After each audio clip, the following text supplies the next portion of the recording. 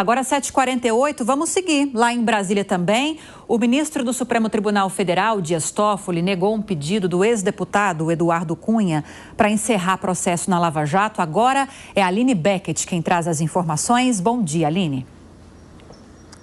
Olá, muito bom dia a você, Lívia, e a todos que nos acompanham aqui no Jornal da Manhã. Bom, isso mesmo, a defesa do ex-deputado federal Eduardo Cunha pediu ao STF que estendesse a ele a mesma dinâmica da decisão de parcialidade que foi considerada ao ex-juiz e senador Sérgio Moro com relação a processos que envolvem o presidente Lula.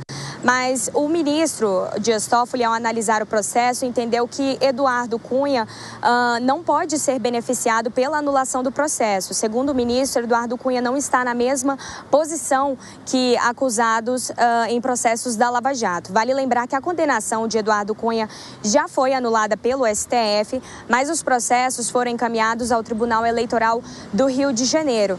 E aí, essa condenação, ela discute sobre as acusações de que Eduardo Cunha teria recebido propina em processos, por contratos da Lava Jato, né, para a construção de navios sonda.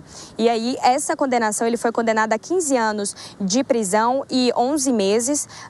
E agora, essa alternativa da defesa era justamente ter os autos processuais anulados. Mas, de acordo com o ministro, isso não irá acontecer, até porque também a condenação de Eduardo Cunha já foi anulada por parte do STF. Lívia. Obrigada, Aline. Bom trabalho, até já.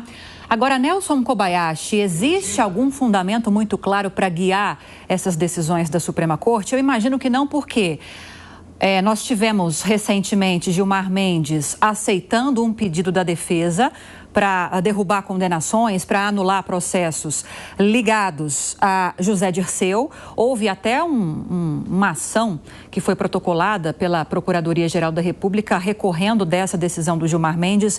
Aí eu não sei o que virou depois disso. Se você tiver informações, você nos atualize.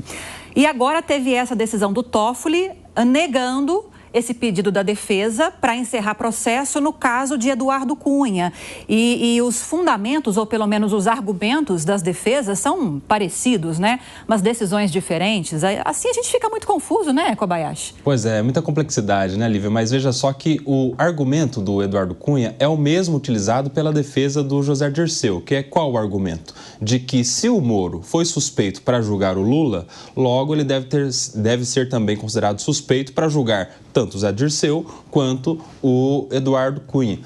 A defesa do José Dirceu conseguiu emplacar essa tese. O ministro Gilmar Mendes entendeu, sim, que aquela suspeição do Moro em relação ao Lula se estendia ao José Dirceu, e por isso é que a decisão dele, o processo dele, a condenação dele foi anulada. Essa decisão foi só do ministro Gilmar Mendes, portanto uma decisão monocrática. E aí a Procuradoria-Geral da República, o Ministério Público, recorreu para que essa decisão seja avaliada pelos pares do ministro Gilmar Mendes em uma das duas turmas do Supremo Tribunal Federal.